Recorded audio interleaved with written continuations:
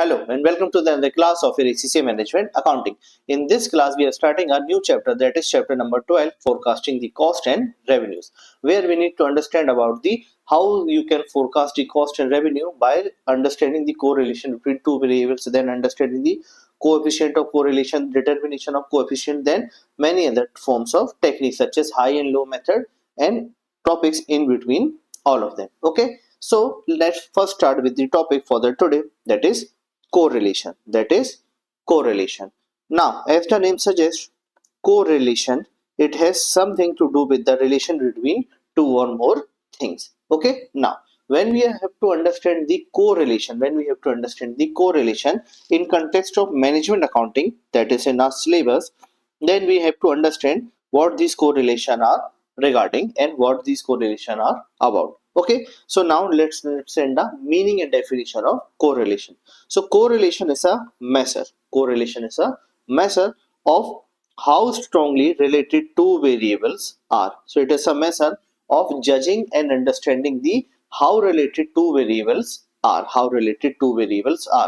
If they are related, a change in one variable is associated with a change in another variable. If they are related, so if you change one variable, the another variable will change because they are related to each other. Now, the relation can be positive, the relation can be negative. The relation can be positive, the relation can be negative. Suppose if you have variable x and then you have variable y. If you have a variable x and you have variable y, okay, and the correlation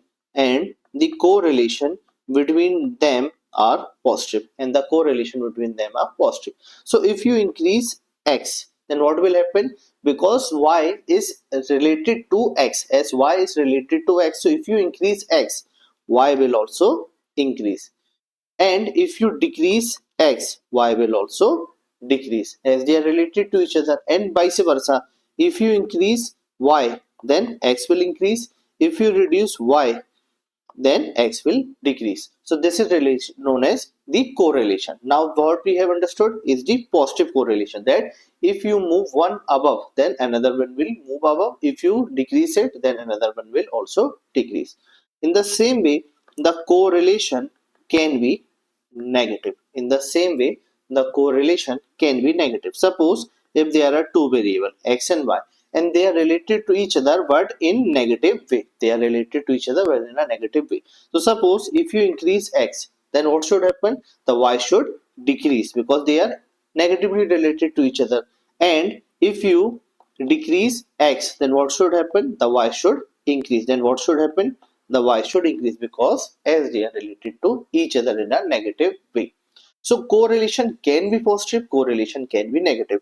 And what is correlation? It is a measure of understanding how strongly related two variables are. That is, if they are related, then a change in one variable is associated with a change in another or other variable. Okay, so understanding the correlation is the relation between two variables. The variable or the relation between two variables can be positive, can be negative. Positive means if you increase one, the another will increase. If you decrease one, the another one will decrease. And also in the same way, if you the relation can be negative. If you increase one variable, the another will decrease. If you decrease one variable, the another one will increase. Now there are further classification of correlation, that is partial positive, partial negative, that we can understand later in this chapter. Okay, but for a brief understanding, what is correlation? So correlation are the measure to understanding how related two variables are. They can be positive, they can be negative. Okay, now as we have understood about the correlation with the help of meaning and example, now we need to understand some further more topics, but in order to understand them, we need to understand this example which is given in your ACCA study hub.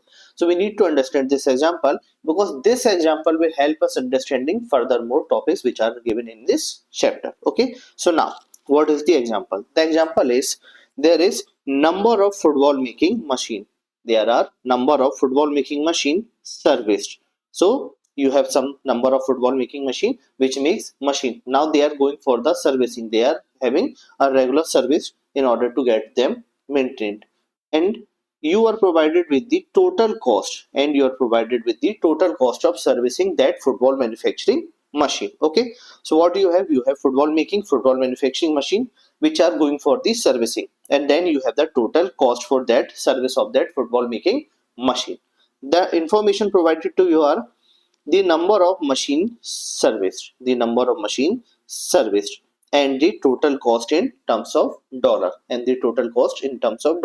So when you do service of two machine, the total cost which you incur is $110. If you do servicing of four machines, the total cost which you incur is $140. If you do servicing of six machine, the total cost which you incur is $170. If you do service of eight machines, then the total cost which you incur is $200. If you do service of 10, then the total cost is $230. If you do service of 12 machine, the total cost is $260.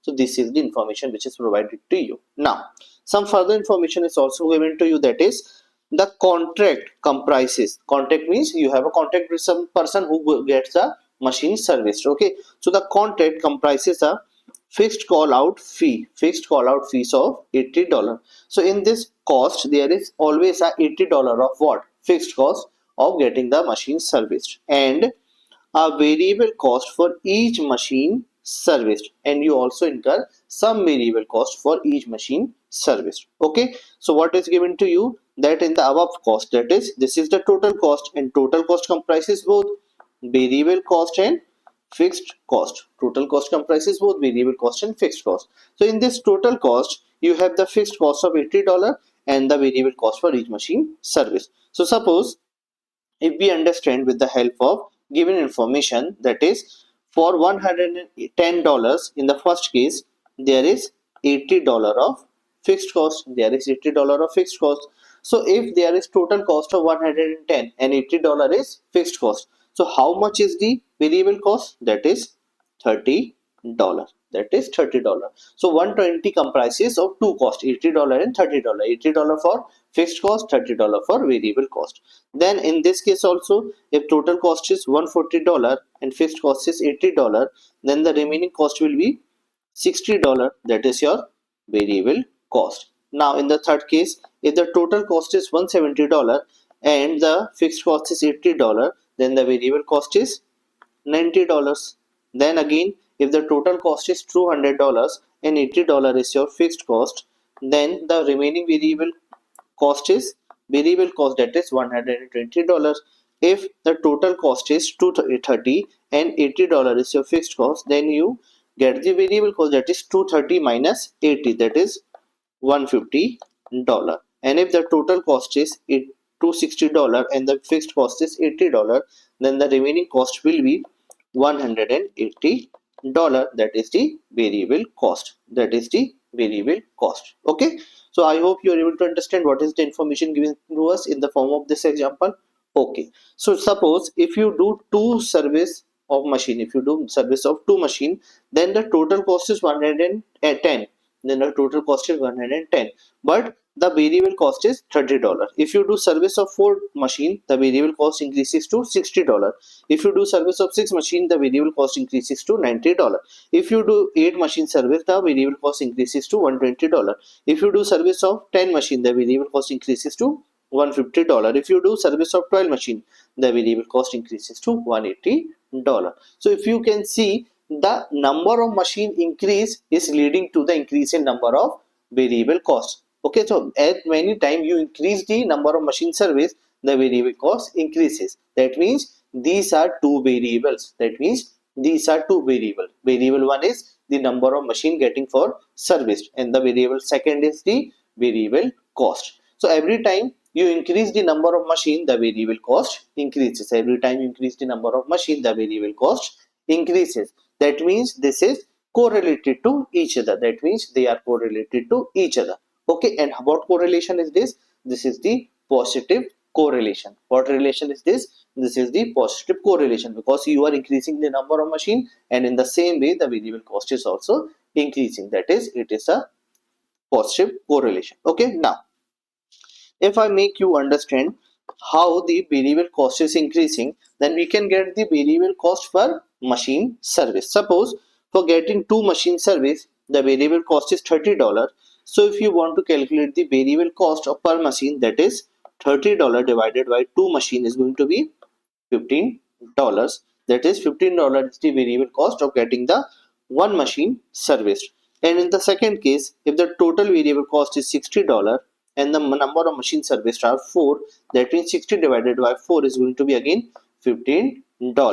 And in the third case, if the variable cost is $90 and the number of machine getting serviced is $6, 6, so $90 divided by 6 is again $15. And in this case also, $120 of variable cost divided by 8 is going to lead to $15. Then again, $150 of variable cost divided by 10 is going to be $15. Then again, $180 of variable cost divided by 12 machine is going to be $15. So the variable cost of getting the one machine service is always $15, and the variable cost of getting whether a one machine or whether 10 machine, 12 machine or 100 of machine is always going to be $80. So when fixed cost plus variable cost in come together, when fixed cost and variable cost come together to form a cost, is known as semi variable cost, so what is semi variable cost? Semi variable cost is the cost which has element of both fixed cost and variable cost. As in this case, that's 110 is your semi variable cost because it has a element of $80 of fixed cost and $30 of variable cost. Then again, $140 is the semi variable cost, where you have the element of fixed cost of $80 and $60 of variable cost. So this is known as semi variable cost. Okay. So what we have understood here, we have understood that there are correlation between the number of machine serviced and the total cost incurred. Okay. And in total cost also there are two types of cost, fixed cost and variable cost. And variable cost is going to increase with each machine service because variable cost is variable to the number of machine service. So if you get two machine service, the variable cost will be $30 because the cost of getting one machine service in the term of variable is $15. Hence, the number of increase in machine is going to increase in the number in the value of variable cost, which will lead to increase in the total cost because fixed cost is same. So fixed cost is 80 whether you are getting two machine service. Fixed cost is going to be 12 whether you are getting 12 machine $80. Fixed cost is going to be $80 whether you are going to get 12 machine service. So whether you get 2 machine service or 12 machine service, the the fixed cost is always going to be $80. Understood? Okay. But example is not yet over. The example and understanding of this example is not yet over. We need to understand the plotting of this cost and variable in the form of graph. Okay, suppose if you plot this information in the graph form. Okay, so this is your x-axis, this is your y-axis. Okay, in x-axis you have the number of machine service, in the x-axis you have the number of machine service, on the y-axis you have the total cost, on the y-axis you have the total cost. Okay, so when you get two machine serviced, the total cost is going to be what? 110. So this is 110. If you get 4 machine service, the total cost is going to be 140 as given in the information. Okay. If you get 6 machine service, the total cost is going to be 170. Okay. Total cost is going to be 170. If you get 8 machine service, the total cost is going to be 200. If you get 10 machine service, if you get 10 machine service, the total cost is going to be 230. Okay, this is 230.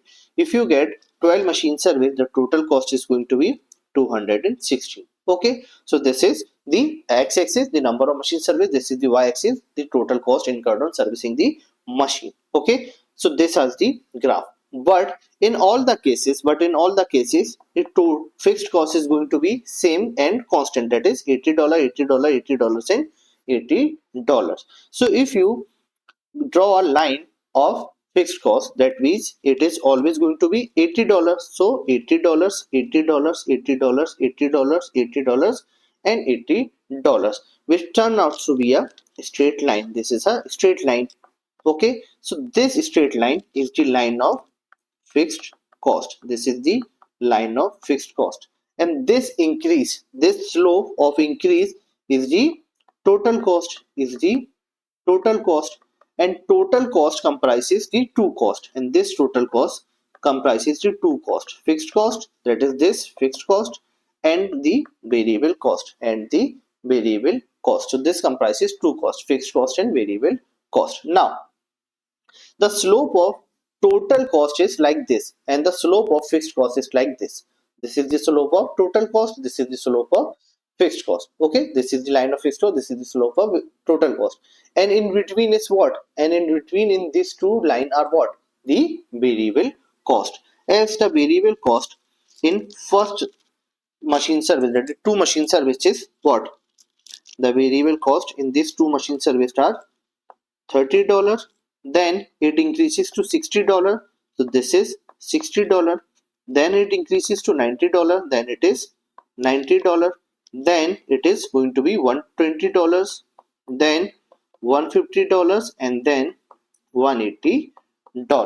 Okay, so if you look at this graph now, that means there is a straight line of fixed cost, then above that is the be part of variable cost, which is going to lead to the slope of total cost. Okay, so your total cost increases with the number of machines serviced, and in between the fixed cost is always going to be the same.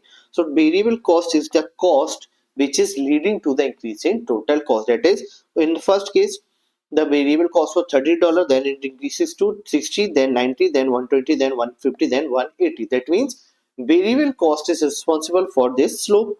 That means the variable cost is responsible for this slope. That means the slope of total cost. Okay, now if you draw a plotted point, on the total cost with the number of machine service, that is this point, that is this point, that is this, this, this, this, and this, then these points will be known as the plotted points. Then these points will be known as the plotted point, that you are plotting them in the graph, or on the graph. And if you draw a straight line, on this plotted points, then that line will be known as the slope of regression line. That represent the variable cost per unit. Okay, now in this case the graph shows the total cost increase as the number of machine service increases. This graph is telling you that the total cost will increase as the number of machine service increases. This means that there is a relationship between two variables. What are the two variables? The number of machine service and the total cost. That is, a correlation between them exists. Okay. In above example, a perfectly straight line can be drawn through the plotted point. In the above example, a perfectly straight line can be drawn through the plotted line. These are the plotted points, and a perfect straight line, this is a perfect straight line, can be drawn, which is showing the high level of correlation. Because the number of increase in the machine is leading to the number of increase in the value of total cost. So this is known as the high level of correlation. Sometimes drawing a line through all the plotted point is not possible or impossible, so a line of best fit needs to be drawn. Sometimes it is not possible for you to draw a line through the plotted point. That means it becomes sometimes impossible, so a line of best fit needs to be drawn. Suppose in the graph, the plotted points comes together like this, then this, then this, then this, then this, then this. Now you cannot draw a line like this. Now you're gonna draw a straight line, so it is not possible, it is impossible. So what you can do, you can draw a line of best fit. That means a line that best fitted the plotted point. That means like somewhat this, like this is pointing this, hitting this, but missing out on this point, missing out on this, and missing out on this. This is known as the line of best fit. Okay, so what we have understood till now, we have first understood that what is the correlation. What we have understood first is that what is the correlation. After understanding what is the correlation, that is, it's a measure of understanding and measuring the relation between two variable. If there is relationship between two variable, a change in one variable will lead to change in another variable. The relation can be positive, can be negative. If you the relation is positive, so if you increase one variable, the another one will also increase. The if you decrease one variable, the another one will also decrease. And the relationship can be, or the correlation can be negative. If you increase one variable, another will decrease. If you decrease one variable, another one will increase. Okay, then we have understood this example where the number of machine manufacturing no, football manufacturing machine is given, which is going for the service, and the total cost for getting the machine service is given. Then you are provided with information of with fixed cost. So we have drawn this information that in the total cost there is some element of fixed cost, some element of variable cost, which is causing this cost to be a semi variable cost. And then we have calculated the variable cost per unit based on the variable cost divided by the number of machine service. Then we have plotted this information. On this graph. And in this graph, we have understood that if you draw a slope, that means the slope of total cost, and if you draw a straight line of the fixed cost, then you can find the increase in the slope is the cost for is the cost which is done by the variable cost, that is $30, 60, 90, 120, 150, and 180. Okay, then if you draw a plotted point on the slope, that means you can have the straight line. Then you can have the straight line, which is telling you what, there is a high level of correlation between the number of machine serviced and the total cost of getting the machine serviced. Okay, but sometimes it is not possible to draw a straight line. That means, like in this case, it is not possible to draw a straight line out of the plotted point. That means what you need to do, to draw a line of best fit. You need to draw a line of best fit. Okay, and what this slope is known as, the slope of regression line, which represent the variable cost per unit, Okay, so this is what we have understood till now in this chapter. Okay, this is a very good chapter and an interesting one. Okay, as we have understood some information regarding the line of best fit and the correlation, now we need to understand the line of best fit again. Okay, now understand. A line of best fit is a graph line showing the general direction that the plotting point seems to be heading. You first got to do what? You need to draw a plotted point. Then you have to draw a line. If line can be this, line can be like this, line can be like any other form. Okay, that we will understand. Okay, so this is the line of best fit, which is a graph line showing the general direction that the plotted point seems to be heading. That means where your plotting point is going to lead the line to be. Okay, the line of best fit will show whether there is a linear relationship between two variable. It will tell you whether there is a linear relationship between two variable or not. The line of best fit can help determine the level of correlation. The line of best fit can help you in understanding and determining the level of correlation, whether there is high level of correlation, whether there is low level of correlation. Okay, now we need to understand what are the degrees of correlation. We need to understand what are the degrees of correlation. So it is the strength of the relationship between two variable. It is the strength of the relationship between two variable will vary and can be classified as follows, and which can be varied and can be classified as follows. So we need to understand the degrees of correlation. So the first one is the perfect positive correlation, and the first one is perfect positive correlation. That is, the line of best fit joins up the data point with a straight line sloping upwards. Now underline this word, that is sloping upwards. So a line of best fit joins up the data points with a straight line sloping upwards. So there is a straight line sloping upwards. Okay, which means that as the value of one variable increases, the value of another variable increases as well. So if you increase the value of one variable, the another will also increase, which is lead to the straight upward line. That is positive correlation. Please write this with the pencil or pen on your notes. That is, this is the positive correlation. Okay, now this graph shows that there is an exact linear relationship between the points plotted and have a perfect positive correlation. Please underline, and will have a perfect positive correlation like in this.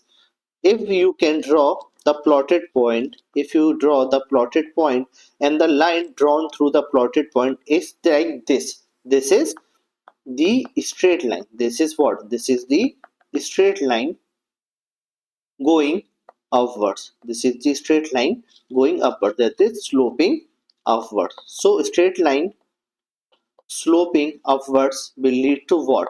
A perfect positive correlation. So this is perfect positive correlation. So this is the perfect positive correlation. So if you have a line draw through the plotted point which is a straight line facing or sloping upwards, then it is a perfect positive correlation. Okay, so if you increase the value of one variable, then other will also increase. If you decrease the value of one variable, then other will also decrease. So this is the example of perfect positive correlation. So what we are understanding, it is degrees of correlation, that what types of correlation can be there. So first one is the perfect positive correlation. Understood? Okay.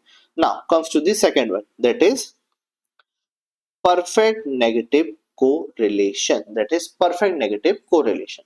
So the line of best fit joins up the data points. If the line of best fit joins up the data point with a straight line sloping downwards, underline this line, a straight line sloping downwards, which means that as the value of one variable increases,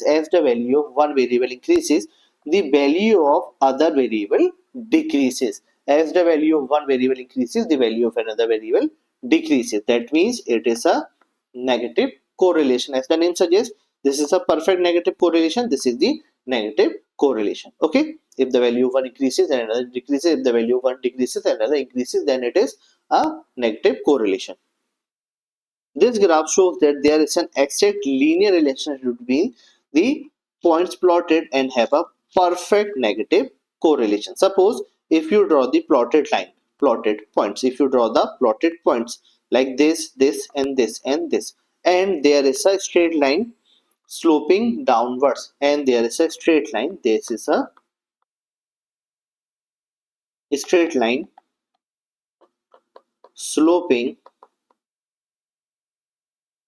downwards, then it is what? Then it is the perfect negative, then it is the perfect negative correlation, then it is the perfect negative correlation. So if you have the straight line facing downwards, then it is perfect negative correlation, and if you have a straight line facing upwards, then it is a perfect positive correlation. Understood? Okay.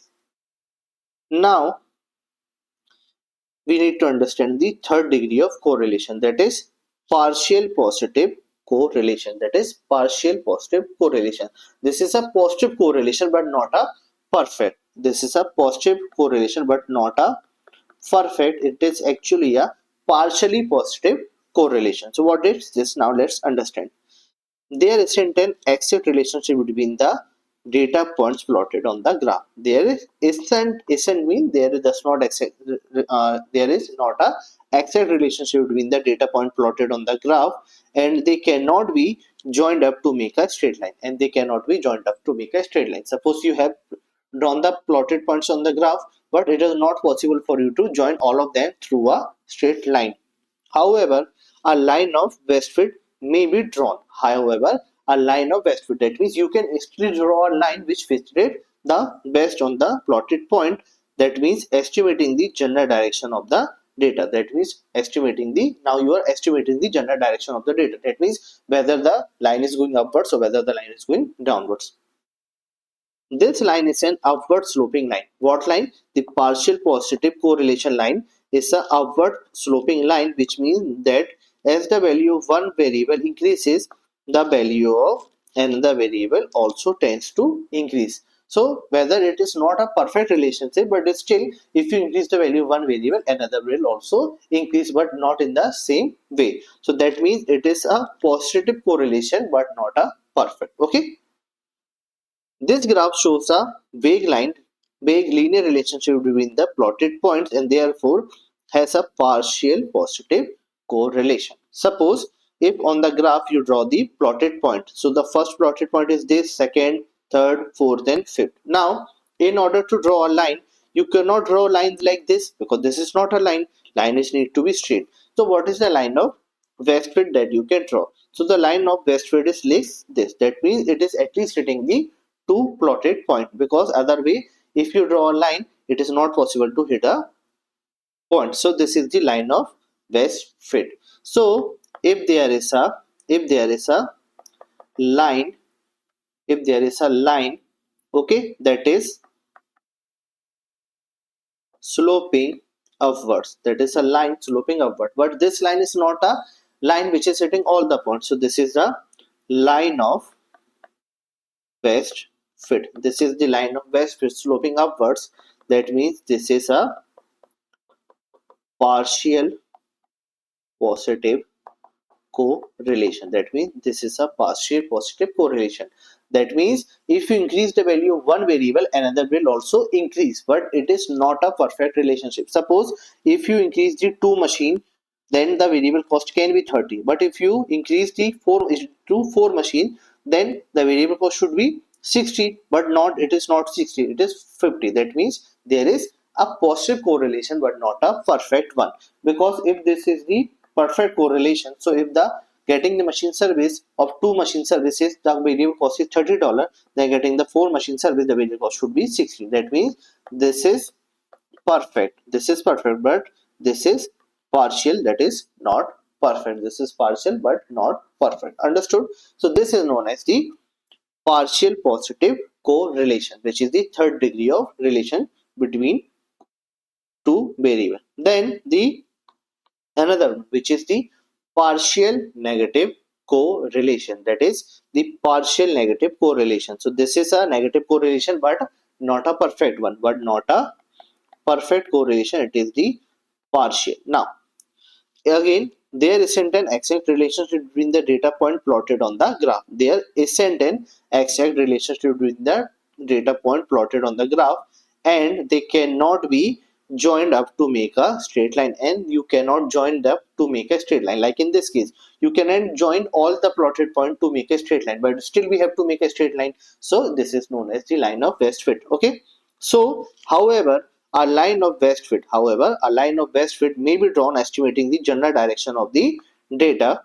This line is downward sloping line. So in this case, if the line is downward sloping line, that means this is known as the partial negative correlation, which means that as the value of one variable increases, the value of the other variable tend to decrease. So if you increase the value of one variable, another will decrease, but not in the perfect correlation form. So that means it is a negative correlation but not a perfect one. So this is known as partial, negative correlation. This graph shows a vague linear relationship between the plotted point and therefore has a partial negative correlation Suppose in the graph you draw the plotted point. If you on the graph draw the plotted point, this and this, now you need to draw a straight line. So it is not possible for you to draw a straight line. So the line which you draw through the data point is this. That means it is a straight line but not hitting all the points. This is missing this one, this is missing this one. That means it is a straight line but not hitting all the data points or the plotted points. That means this is a line of best fit. That means this is a line of best fit that is sloping downwards.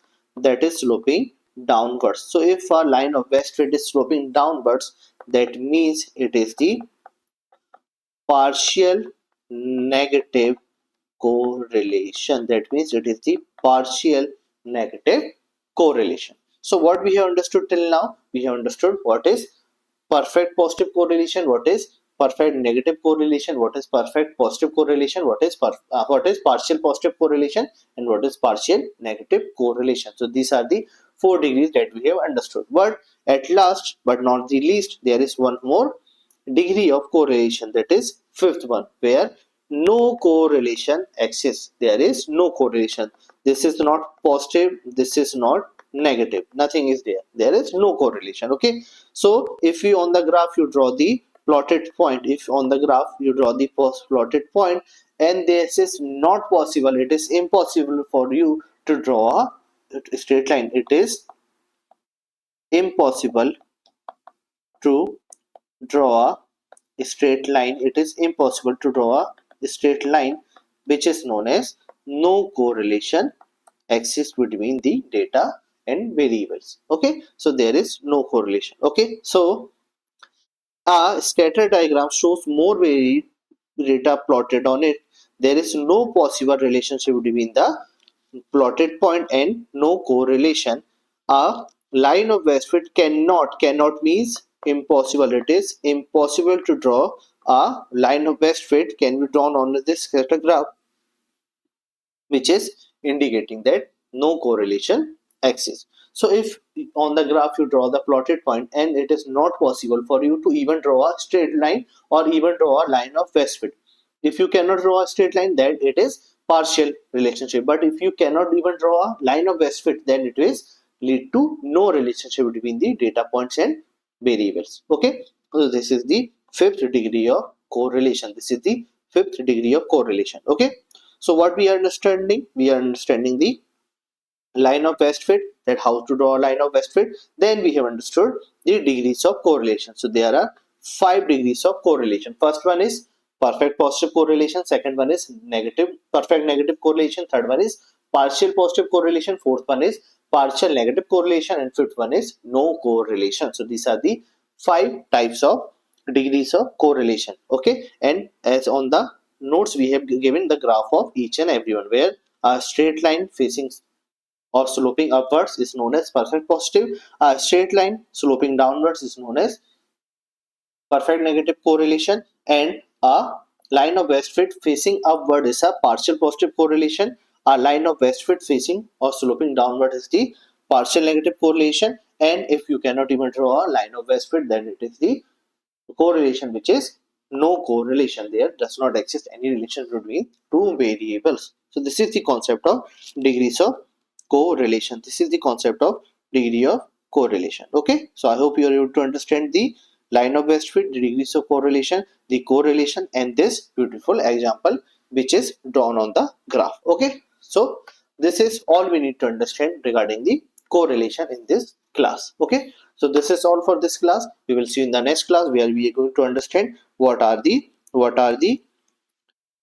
correlation coefficient, how to calculate it. Then we are going to understand correlation and causation, then coefficient to determination, and then any other topics that are high and low method, and then the linear relation regression lines. Okay, so this is all we need to study in the next class. So this is all for this class. We will see you in the next class with the remaining topics. Okay, till then, bye bye, see you. Hello and welcome to the class of ACCA Management Accounting. In the previous class, we have started our chapter number 12, where we have understood what are the correlation, what are the degrees of correlation, what is the straight line, what are the line of best fit.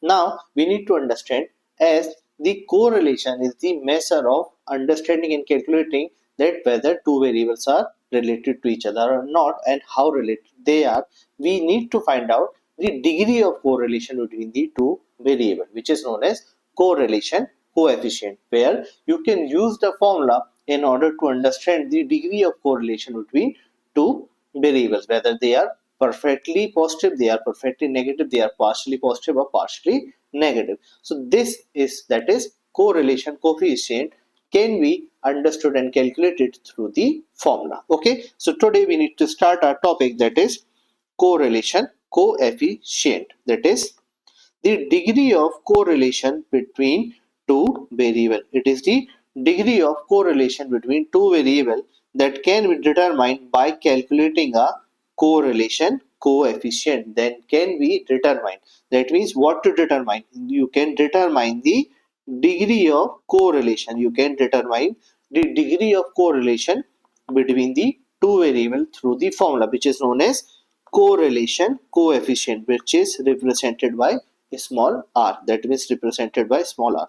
So this r is what? This r is the degree of correlation, that is correlation coefficient, where the formula is n multiplied by summation xy minus summation x multiplied by summation y divided by entire value, that is under root n multiplied by summation x square negative, that is minus summation x to the whole square multiplied by n summation y square, then minus summation y whole square of summation y. This is the formula by using which you can calculate the correlation coefficient. And the best part about this formula is you don't have to memorize this formula, as the formula for correlation coefficient is going to be provided in the exam. So in the examination you are going to provide it with the formula of correlation coefficient. You don't have to memorize this formula in order to apply. Okay, so this is the formula for calculating the correlation coefficient. Okay, now let's understand the correlation coefficient with the help of example. And this is the same example which we have used in the previous class to understand the correlation, the line of best fit, to understand the perfect positive correlation, understand the perfect negative, partial positive and partial negative, and no relation. So this is the same example which are using here, that is the number of machine service and the total cost incurred in order to get that machine service. Okay, now as you are provided with the information of number of machine serviced and the total cost, we need to find out what? We need to find out R. We need to find out R. And the formula of getting the R is this, which is this. This is how you can get the value of R using this information. Okay, now first we need to understand what item in the formula represent what information. Okay, so understand, as there are two variable. Okay, so we can name them x and y. So x is the variable 1, that is the number of machine serviced, and variable 2 is y, that is the total cost. So variable 1 is x, variable 2 is y. So x and y represent two variable in the information. Okay, now as there are two variable, you can make what? You can make pairs of the information in between two variables. So this is pair number 1, that is what? The pair between two variables. That is pair number 2, that is pair number 3, that is pair number 4, that is pair number 5, and that is pair number 6. So how many pairs are there? How many pairs you can draw here? The total pairs that you can draw here are 6. 6 are the total pairs, and pairs are represented by n in this equation of formula. So pairs are represented by the n in this equation or the formula. Okay, so what we have done, we have given variable 1 as name x and variable 2 as name y. So x and y are the two variable and n are the pairs between two variable. Okay, so this is the information. So x represent what? The number of machine serviced. X represent the number of machine service. Y represent the total cost, and n represent the number of pair, that is 6 is the number of pairs. Then as we have the information which is used to get the formula, what is the formula? The formula is summation, that means n multiplied by n means number of pairs. So 6, and it is n multiplied by summation xy. What is x summation xy? Xy is the multiplication of x and y. So as we have the information, so this is x and this is y. This is x and this is y. If you multiply x and y, you can get the value of xy. So this is xy. Okay, this is xy. And if you total all of them xy, that is if you total x and y, that means you can get summation xy. So if you use your calculator, 220 plus 560 plus 120 plus 1600 plus 2300 plus 3120 is going to be what? Summation xy. So this is value of summation xy.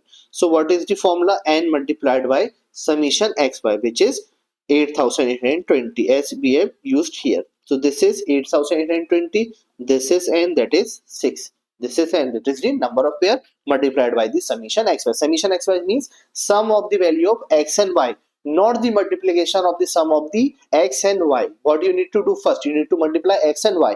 Then the total of x and y is the summation xy. Then total of x and y is the summation xy. minus what? Summation x and summation y. So how you can get the summation x?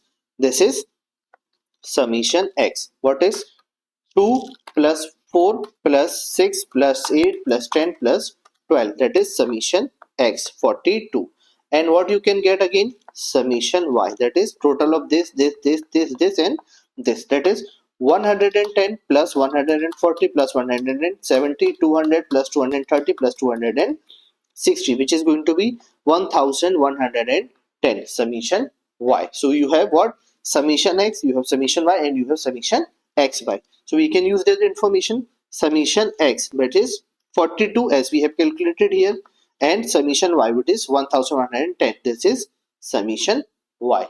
Okay, so we are just putting the information on the given formula, and formula will be given to you in the examination. What you need to do? You need to just make total of x and y and summation xy in order to get the values to put in the formula. Okay, so as we have put all the values in the above, we need to divide it by the whole root. We need to divide it by the whole root of what? N multiplied by summation x square. So n is 6, n is 6, and multiplied by summation x square. So this is summation x, this is summation x. And if you want to calculate summation x square, if you want to calculate summation x square, so what you need to get? You need to get the square of this, square of this, square of this, square of this, square of this, square of this. So square of 2 is what? 4. Square of 4 is 16. Square of 6 is 36, square of 8 is 64, square of 10 is 100, square of 12 is 144. So as you can get the total of all the x square, then the total of them will be summation x square. That is 4 plus 16 plus 36 plus 64 plus 100 plus 144, which is 364, which is 364. So what is summation x square? This is 364.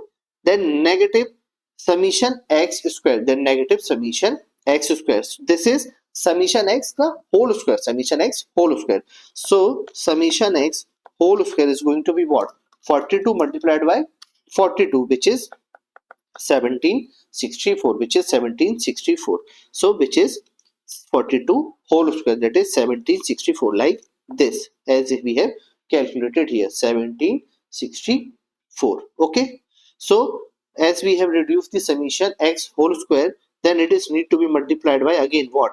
N, that is 6, multiplied by summation y square, multiplied by summation y square. Okay, so this is y, this is y, 110, and we need to get the square of it. So square of 110 is 12,100, then square of 140 is 19,600, then square of 170 is 28,900, then square of 200 is 40,000, then square of 230 is 52,900, then square of 260 is 67,600. And if you make total of all of them, that is summation of y square, that is 12,100, 19,600, 28,900, 40,000, and 52,900, and 67,600. The total of summation y square is going to be 2,21,000. Is going to be 2,21,000. Okay, so this is this, that is summation of y square, that is 2,21,000. Then minus summation y whole square, then minus summation y whole square.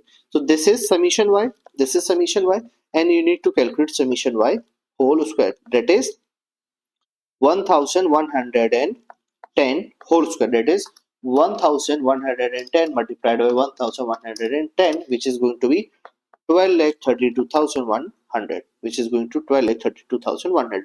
So the square of 1,110 is 12,32,100. So as we have put it all the information, as we have put it all the information here, as we have put it all the information here, you can get what? You can get the value of r. So this is the calculation. If you further calculate it, that is 6,300 divided by under root of 42 4,000 under root of 420 multiplied by 94,500, and if you further solve this, then you can get the value of r, which is 1. So what we get? R is 1. And what is r? R represent the correlation coefficient. R represent the correlation coefficient. So this is r, correlation coefficient. So what we have calculated? We have calculated r, which lead to 1. So as the r represent 1, then what does it mean? How you can get the degree of correlation? Because R is showing 1, so R has told you that the correlation coefficient is 1. Now we need to understand how we can get the degree of correlation through this information. We need to understand how we can get the degree of correlation through this information of R. So as the R represent 1, as the R represent 1, it means that if the value of R is 1, it is perfect positive correlation. It is perfect positive correlation, because this is the same example, which we have used in the previous class to draw a graph, okay. This is the same example which we have used in the previous class, which is this, to draw this graph, as this is the same information. So the line is what? A straight line sloping upward. This is a straight line sloping upward. That means it is the perfect positive correlation. It is what? It is a perfect positive correlation. So any straight line hitting all the plotted point and sloping upward is a perfect positive correlation. As we have used that information in the this example, as we have used same values in this example to get the value of R, and the value of R is showing you 1, that is, this is perfect positive, this is perfect positive correlation, this is perfect positive correlation. So if the value of R represent 1, then it is a perfect positive correlation. Okay, then what if the value of R represent -1? What if the value of represent opposite of 1? And what is opposite of 1? Is -1. So if the value of correlation represent -1, then it is what? The opposite of perfect positive correlation, that is perfect negative correlation. So if the R is 1, that is R is positive. If the R is 1, that is R is positive, then it is perfect positive correlation. If the R is -1, that is it is negative. It is -1, so it is negative. So it is perfect negative correlation. It is perfect negative correlation. Okay, so if value is 1, perfect positive, value of -1, perfect negative. What if the value is 0? What if the value of R is 0? That means no relationship, neither perfect negative, no relation. So if the value is 0, that means it is no relationship. Okay, so a value of R can be -1 up to 1. It can be at least -1, and the best can be 1, and nothing beyond -1 and beyond 1. So the value of R will always be somewhat around between -1 to 1, and what comes between -1 and 1 is 0. So if it is 0, that means no relationship. If it is 0, that means it is no relationship is there. If it is -1, that is perfect negative correlation. It is positive 1, that is perfect positive correlation. Now we need to understand what is the information in between. If the information is between -1, if any information is between -1 up to 0, if any information is between -1 up to 0, that means it is partial negative correlation. That means it is partial negative correlation. But if any R, the value of R is somewhat near between 0 to 1, if the value of R somewhat between 0 to 1, that means it is partial positive correlation. That means it is partial positive correlation. Okay, so if value is somewhat between 0 and 1, if the value is somewhat between 0 and 1, that means it is between this 0 and 1, that means it is partial positive correlation. That means it is partial positive correlation. But if the value is between 0 and -1, if the value is between on the left hand side, that is between 0 and -1, then it is partial negative correlation. That means it is partial negative correlation. Okay, okay. So R can only be between -1 and 1. If the information, that is R, is what I am saying, that 1 minute, what I am saying, that R can be somewhat only between -1 up to 1. It can be -1, it can be 1, and not beyond -1 and beyond 1. The middle point is 0. Middle point is 0. Okay, so we need to understand, if this is -1, then it is going to show you that there is perfect negative correlation. There is perfect negative correlation.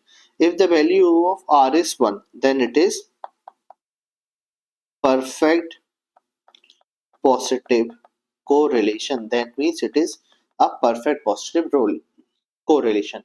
If the value of R is 0, if the value of R is 0, that means there is no correlation. That means there is no correlation. If the value of R is somewhat near between -1 up to 0, that means it is partial negative correlation. That means there is partial negative correlation. And if the value is somewhat between 1 and 0, if the value is somewhat between 0 and 1 and 1 and 0, that means it is partial positive correlation. Okay, so this is all the degrees of correlation that can exist between two variables. Okay, perfect negative to perfect positive, and in between partial negative, no relation, and partial positive. Okay, so this is the R that can give you the interpretation. So what is the interpretation of correlation coefficient? That is R. That means if value is +1, that is perfect positive, and so on.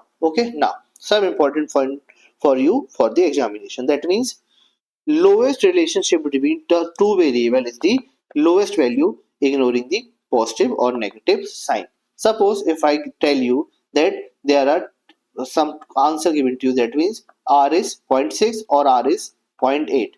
Now you need to tell which is showing the lowest relationship. So that means it is the 0.6 which is showing the lowest relationship between uh, the two variable, because it is lowest one. But if I tell you that there are some more information, that is if the R is 0.06 and if the R is 0.08 and 0.06, so negative 0.06, positive 0.06 and positive 0.08. Now we need to find out what is the lowest value of relationship. Then it is again going to be negative 0.06, because you need to ignore the positive or the negative sign. You need to ignore the positive or the negative sign. So this is an important point for the examination purpose.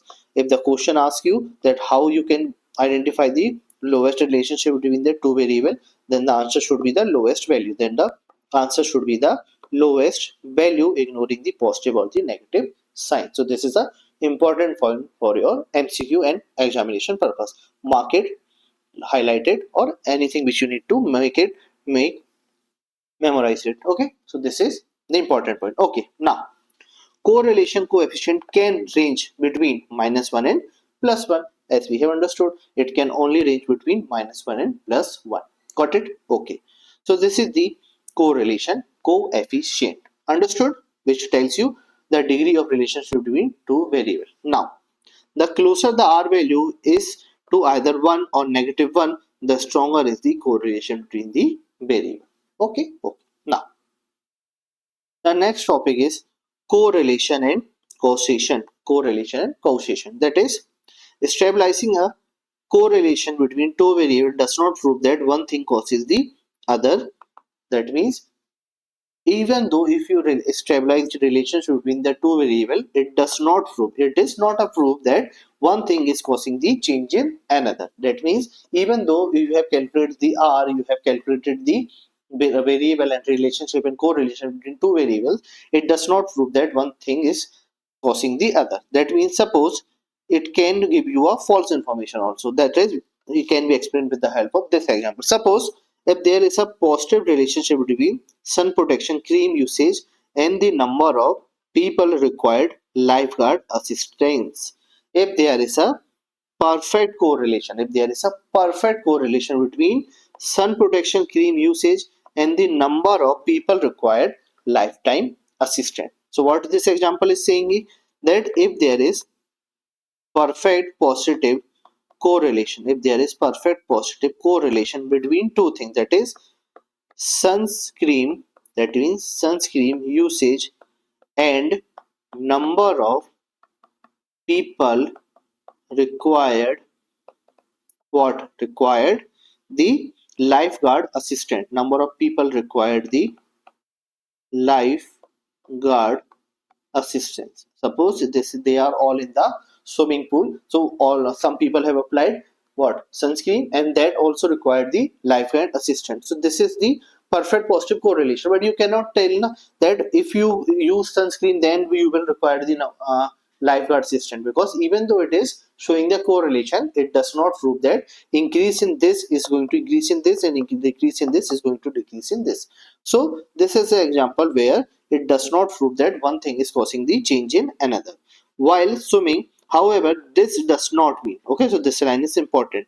However, this does not mean that the sun protection cream causes the swimmer to get into difficulty. You cannot tell that if you use sunscreen, then only you are going to get difficulty in swimming, because the correlation is telling you. Okay, so even though the number of usage of sunscreen is leading to the correlationship between the increase in the people getting the lifeguard assistant, that does not tell that this is causing due to sunscreen, because even though people does not use the sunscreen, they are going to get difficulty in swimming. Okay, so this is the perfect example to understand the causation. That means even though you stabilize a relationship between two variable, it does not prove that one thing is causing the change in another one. Okay, so this is known as correlation causation. So even though there is a correlation between two variable, whether a positive or a negative, you cannot always prove that one thing is leading to the another one.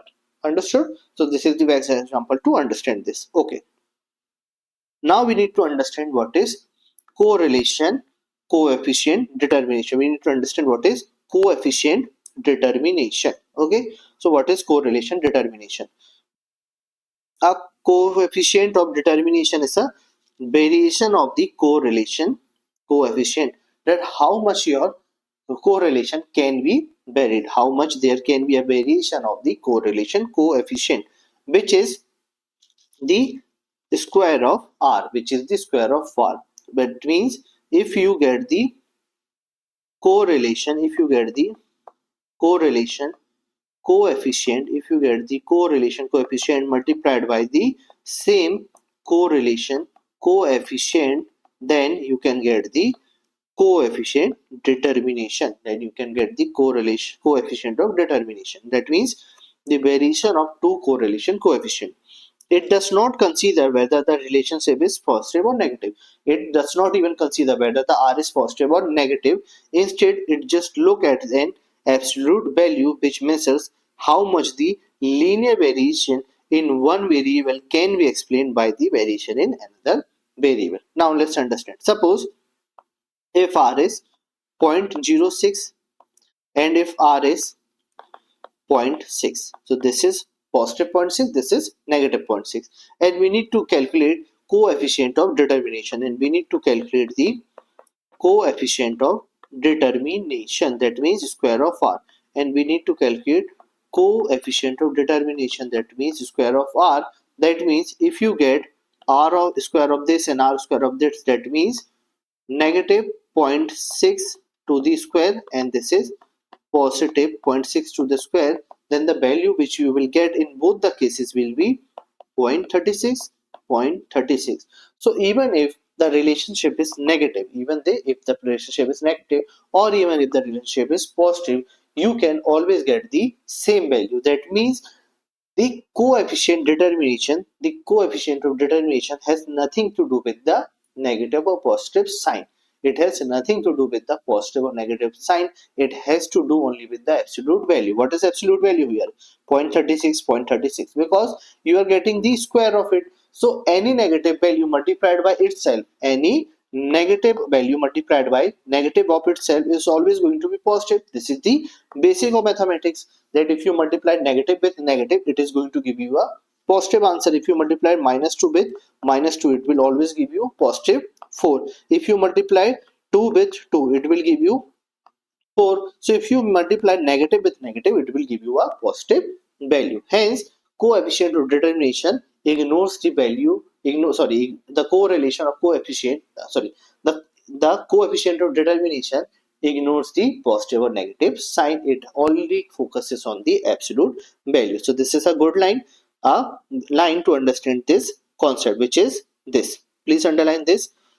It means coefficient of determination does not consider whether the relationship is positive or negative. It ignores the sign, because when you get the the square of r, it ignores the sign, the answer will always be positive. So it does not consider whether the relationship is positive or negative. Instead, it just looks at an absolute value. It just looks at an absolute value, which measures how much the linear variable, which measures how much the linear variable variation in one variable can be explained by the variation in another one. So it is telling you that how can the relationship or correlationship can be have a variation. Okay, so the formula for coefficient determination is square of r. The formula of coefficient of determination of square r, that is r multiplied by r itself. So even though the r is negative, negative multiplied by negative is always going to be the positive. Okay, so the coefficient of determination can only range between 0 and 1. The coefficient of determination can only range between 0 and 1. Okay, so what we have understood here is that the coefficient of determination can be only between 0 and 1.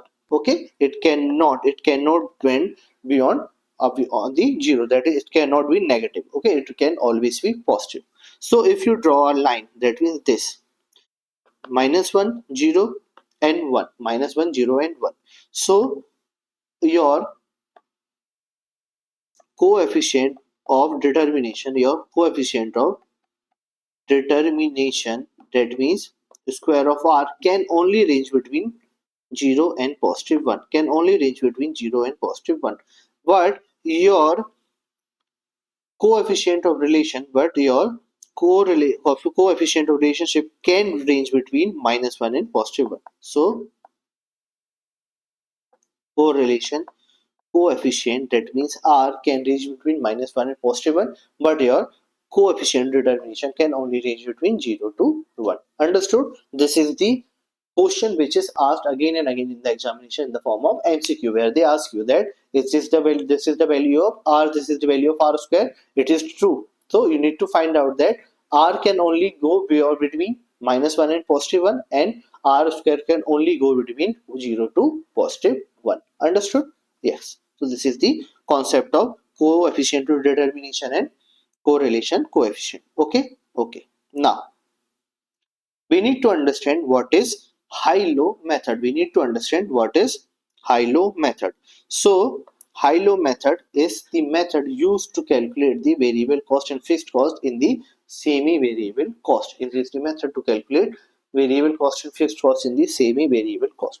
So high-low method separates semi-variable cost into fixed and variable elements. Okay, suppose if there is any cost which is semi-variable in behavior, which is semi-variable cost in behavior, and as we have discussed in the previous class, a semi-variable cost will have some element of what?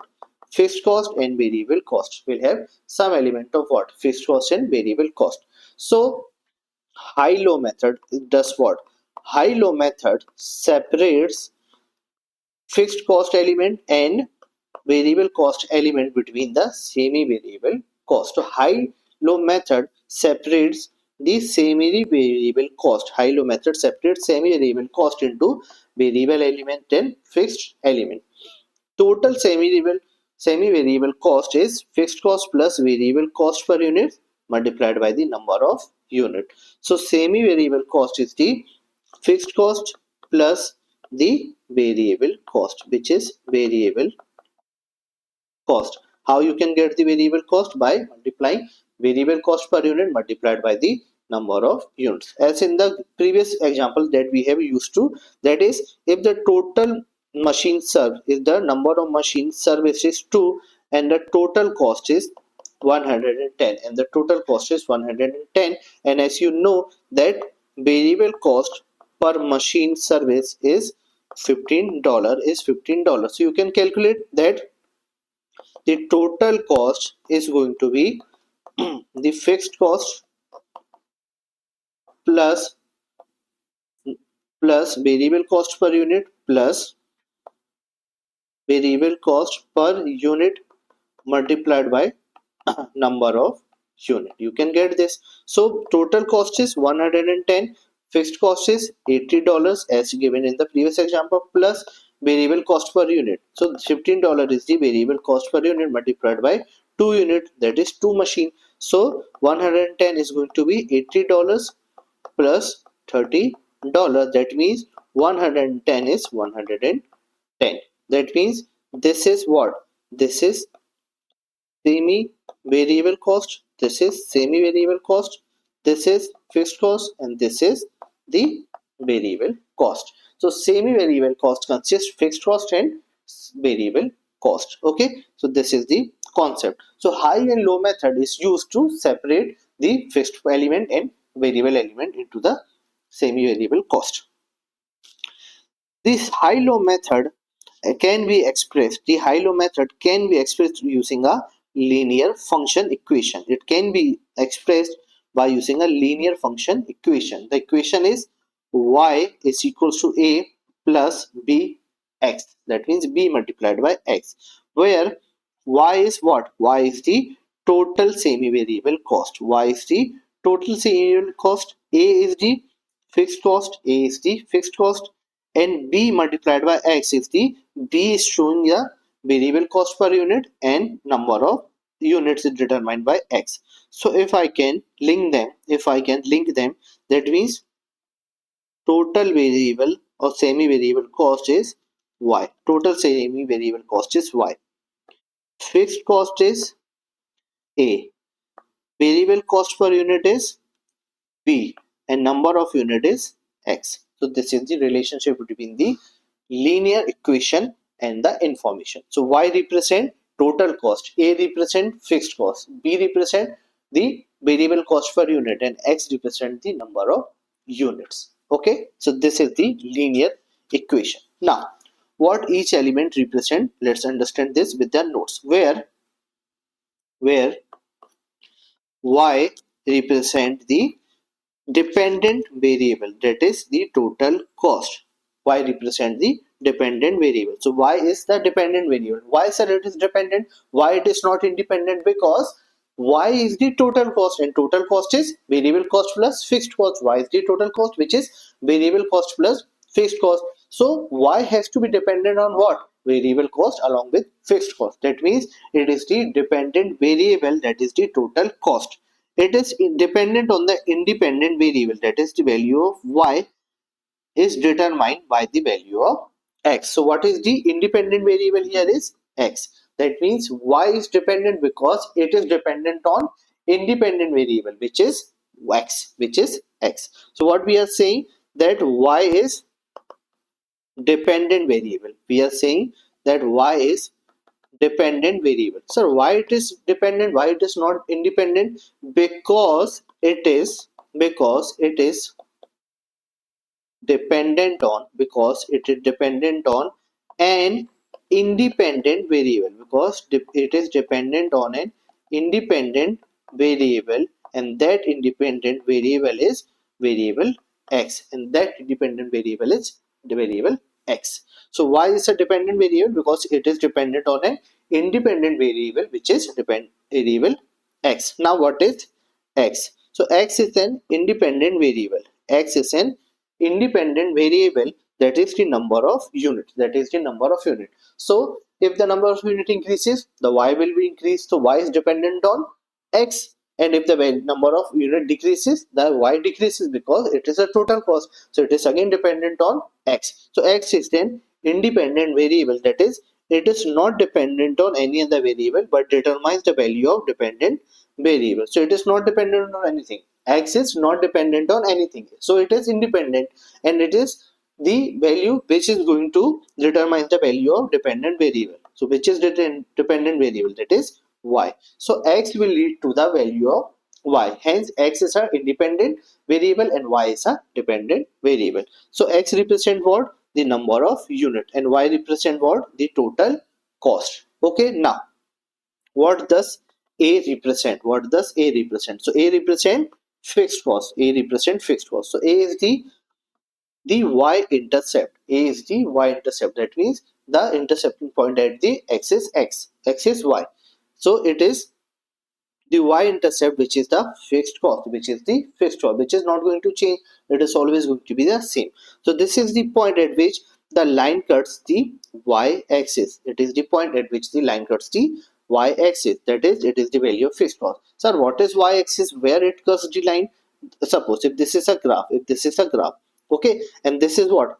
Y-axis. This straight line is what? Y-axis. So this is a straight line which is known as the y-axis. So at this point, it intercepts the y-axis. The line, that is this line, intercepts the x-axis, is known as the fixed cost, or the y-intercept, as it represents the fixed cost. Okay, so any line that intercept the y-axis is the fixed cost, so hence the same wording are given here in the notes. That is, a is the y-intercept, that is, it is the point at which the line cuts the y-axis. It is the value of other, this is the value of the fixed cost. So A represent what?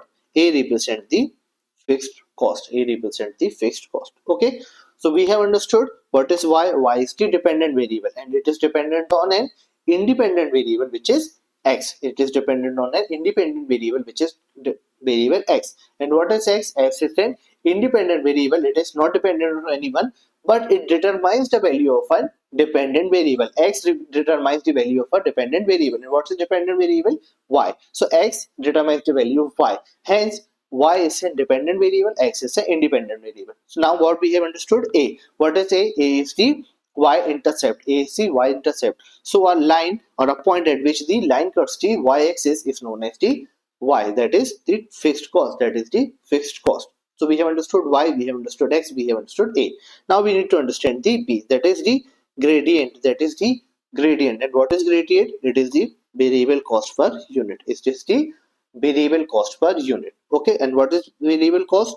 The gradient of the straight line is the amount by which the total changes when one or more unit change. When the one or more unit change. Suppose in this graph, the total cost is this. This is the total cost. This is the fixed cost. This is the total cost. This is the fixed cost. So this is what? Y. Sorry, this is fixed cost is what? Y. Okay, this is Y, and this is what? This is the total cost. This is the total cost. Okay, so total cost and fixed cost. And what is leading to this increase? What is leading to this increase is the variable cost per unit. So these are the variable cost, which is the gradient, Okay, so the linear equation in high-low method, the B represent the gradient, that is variable cost per unit. So what is the equation? Equation is y is equals to a plus bx. Y is equals to a plus bx. Okay, a is total cost, a is total cost.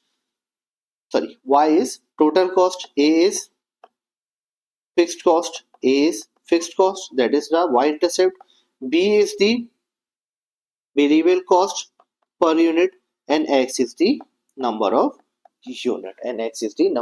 unit. So on the graph, this is straight line, and this is the total cost. So total cost is y. Total cost is y. Okay, a straight line is a, that is the fixed cost, and this increases what?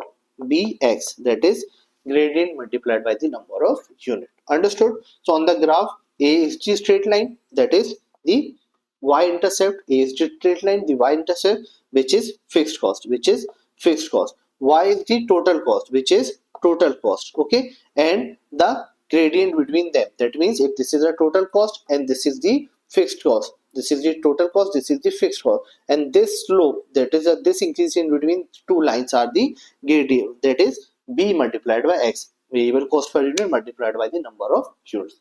Understood? Okay, so this is the concept of high-low method. Okay, high-low method will come again in the chapter number 8, where we will discuss one more method to calculate the variable cost per unit, where we will calculate or understand one more variable to calculate the variable cost per unit, which is fixed cost, or the total cost at the highest activity level minus total cost at lowest activity level divided by the number of unit in high activity level minus the number of unit in low activity level. Okay, so this is the formula which is used in chapter number 8, but it will be done and revised in the chapter number 8. So we are just telling you that one more formula is there in order to calculate the variable cost per unit. Okay, so what we have understood, we have understood the high or low method. We have understood the high and low method, which is a function or a linear function equation which can be expressed, that is y is equals to a plus bx, where y is total cost, a is fixed cost, b is number of variable cost per unit, and x is the number of unit. Understood? Understood. Okay, now comes to the linear function. So this is the same linear function. That means a linear function, that is y is equals to a plus bx, can be used to calculate the line of best fit rather than draw it on the scattered line. So instead of drawing a line on the scatter graph, you can get the line of best fit through this formula or through this equation. This is done by inserting the result from the high-low method into the linear function. You can get the value of a, you can get the value of b, you can get the value of x. Then you can put all this information in the line of equation, that means to get the line of best fit. This function can forecast the total semi-variable cost. If you have this function, then you can forecast the upcoming semi-variable cost in the basis of this information. Okay, so what are the advantages and disadvantages of high and low method? It is your homework. It is your homework. Please read this in your home so that you can understand what are the benefit of it and what are the disbenefit or disadvantages of high and low method. Okay, so this is all about linear function and the high low method. Okay, okay, now we need to understand the another topic which is a good one, the linear regression analysis. That is linear regression analysis. Now what is linear regression analysis? It is an analysis past cost data. It is the analysis past data or past cost data to calculate the value of a and b in a linear function of a line of best fit. Suppose you are provided with the information of past data. Suppose we are sitting in 2026 and you are provided with the information of 2025, 2024, 2023, 2022, 2021 and 2020. Now if you have the past data, you need to analyze them. You need to analyze the past cost data to calculate the value of what? A and B. You need to calculate the value of A and B. And what is A? A is the fixed cost. A is the fixed cost. And what is B? B is the variable cost per unit. B is the variable cost per unit. So by using the past cost data, if you can calculate the A and B to estimate the line of best fit, then it is a linear regression analysis. Then it is known as the linear regression analysis. Okay, the value of A and B are known as linear regression coefficient. The value of A and B are known as the linear regression coefficient. It provides more accurate estimate than the high-low technique. High-low technique is less reliable as compared to linear regression analysis. Provides more accurate estimate as compared to the high-low technique. Okay, this is an important point which is again going to be tested in the MCQ on your examination. Okay, then it assumes the cost behavior to be linear. So it assumes that the cost behavior is linear. That means on the basis of past year, this is the assumption that all the variables will be linear and the behavior is linear. That means what is happening in the previous year will continue to happen in this upcoming year also, where the linear function is, as we all know, y is equals to a plus b multiplied by x.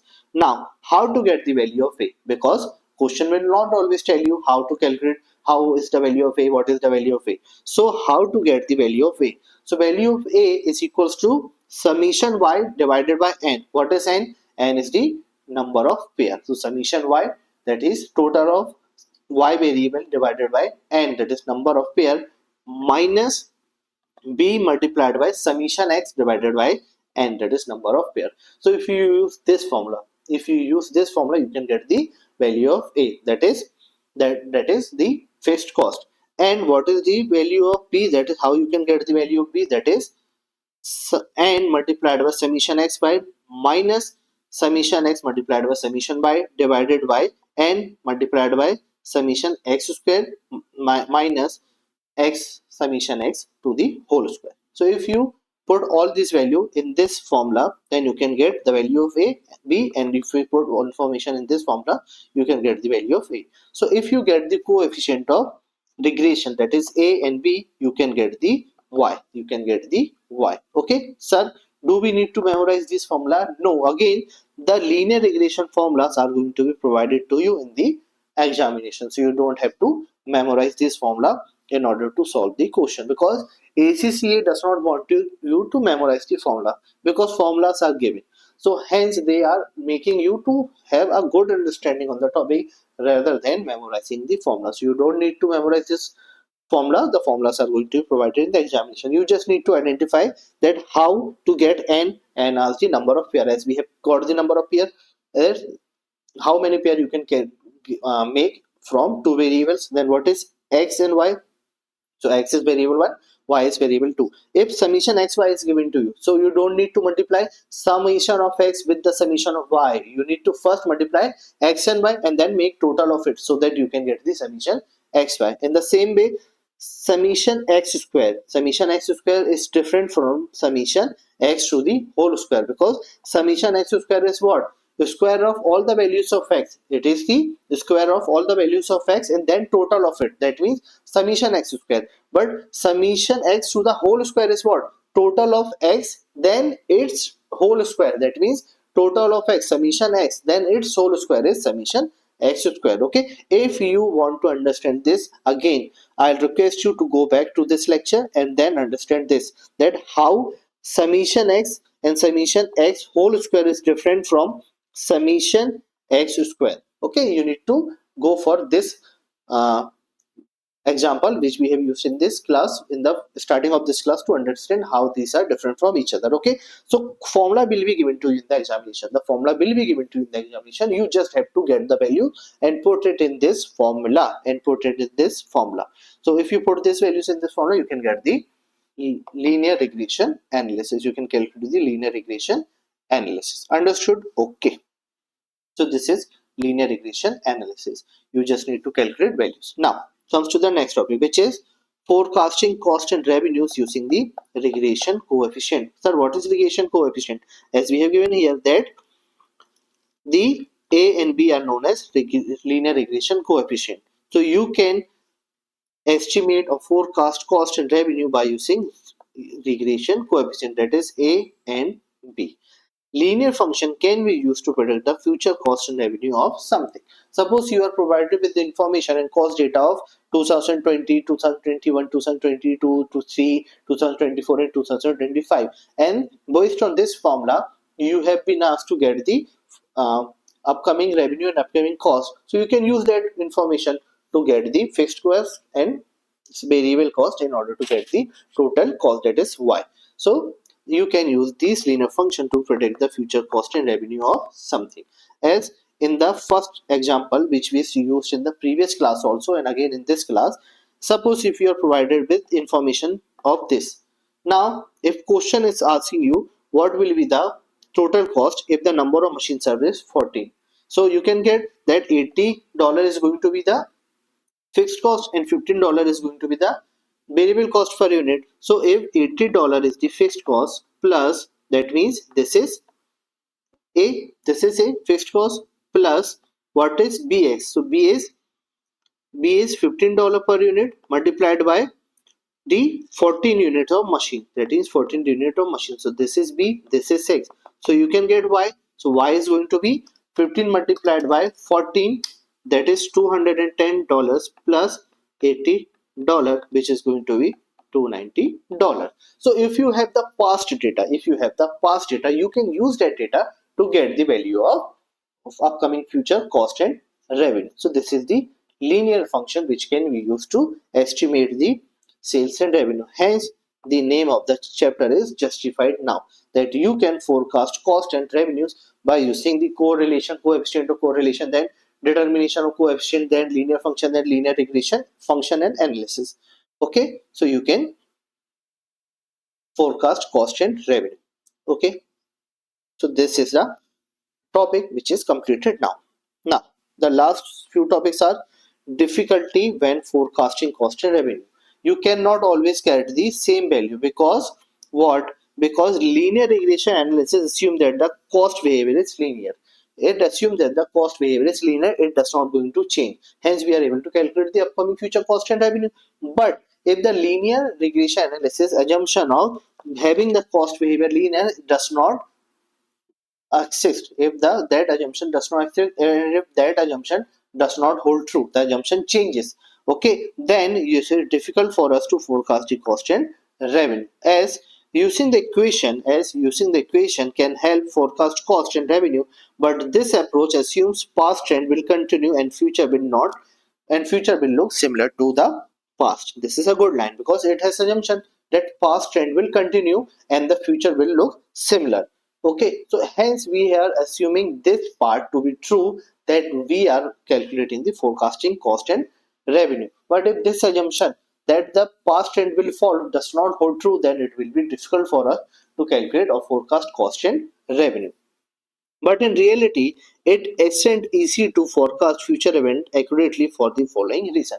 But in reality, it is not easy for us to forecast future events because of following reason. That means there may be political reason, there may be economic reason, there may be social reason. Suppose in 2020, in 2025, there was no Iran and US war, there was no Iran and US war, but in 2026 there is a situation where Iran is in war with the US. So now you cannot have the same assumption because things have changed. So there is change in the political environment, there is change in the economic environment, there is change in the social environment.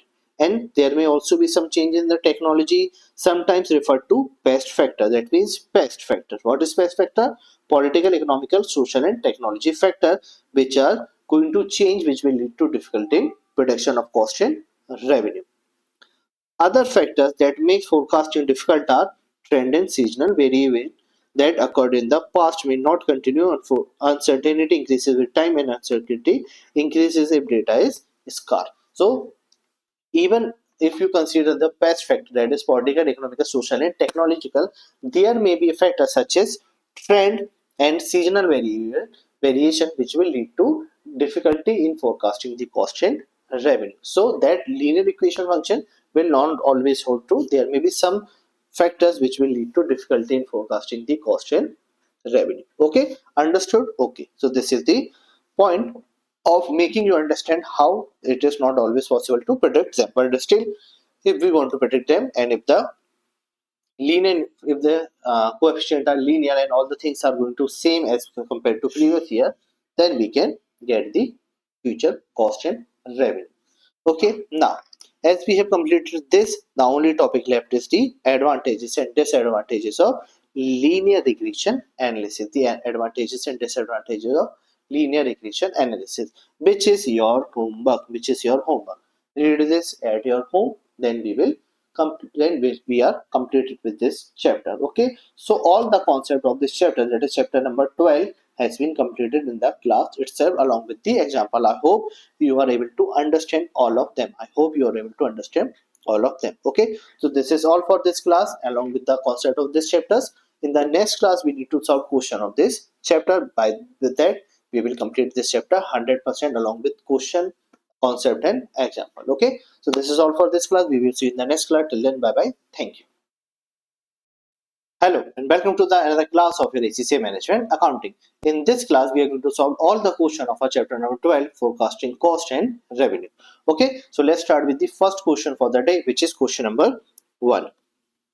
The regression analysis is being used to find the line of best fit, that is y is equals to a plus b multiplied by x from 11 pair of the data. The calculation have produced the following information. So calculation has already been done and you are provided with the following information, where summation x is 440, summation y is 330, summation x square is 17,986, summation y square is 10,366, and summation xy is 13,467. Now, question is, what is the value of a in the equation for the line of best fit? Answer should be in the two decimal places. So we need to find out the value of a. That is, this value we need to find out. Okay. Now, as you know, the regression analysis line gives you the formula for calculation of a. Okay, but you don't have to memorize the formula, as we have already discussed. The formula will be given to you in the examination. Okay, so the formula of A is summation y divided by n minus b multiplied by summation x divided by n. This is the formula of what? This is the formula of A. But if you look at this formula closely, one minute. If you look at this formula closely, you have summation y there, you have some n. Okay, we'll discuss n later. You have summation x. Okay, but what you don't have is the b. So what is the formula of calculating b? The formula for calculating b is n summation xy bracket minus summation x summation y. Okay, now you don't have to memorize the formula. I have written it somewhere because I have memorized the formula. So I am giving you the formula. We just have to put the values here. Divided by n summation x square minus summation x to the whole square. So this is the formula for calculating the b. So if we use this formula, can we calculate b? Yes. So formula of b is n. Now what is n? N is the pair of data. And question has told you that there are 11 pairs of data. There are 11 pairs of data. So n is equals to 11. Okay. So if we put information here, 11 multiplied by summation xy. So this is summation xy. 11 multiplied by 30,467 minus summation x multiplied by summation y. So summation x 440 multiplied by summation y, that is 330. So 440 multiplied by 330 divided by the value of n, that is 11 multiplied by summation x square. So summation x square is 17,986 minus summation x whole square. So what is summation x? 440. 440 whole square. So if you further solve this, b, that is 11 multiplied by 13,467, that is 1,48,138 minus 440 multiplied by 330.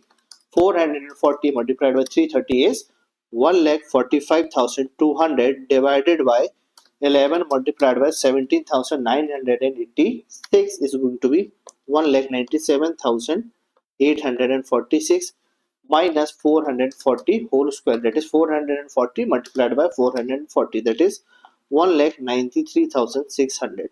If you further solve this, then the value will be 148, 137 minus 145, 200 is going to be 2937, is going to be 2937 divided by 197, 840, 197, 846 minus 193, 600 is going to be 4246. So 2937 divided by 4246 is going to be the value, that is 0.6917 is the value of B. So now as we have the value of B, we can put that value here to get the A. So A is equals to summation x. What is summation x?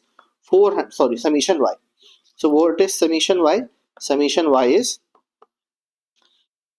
330. So A is equals to 330 divided by 11 minus summation minus b. So what is b? B is 0.6917 multiplied by summation x. So what is summation x? 440 divided by 11. So if we solve this, 330 divided by 11 is going to be 30 minus 440 divided by 11, that is 40. 40 multiplied by 0.6917 is going to be 27.668. So 30 minus 27.668 is going to be 2.332. That is the value of A. So A is equals to 2.332.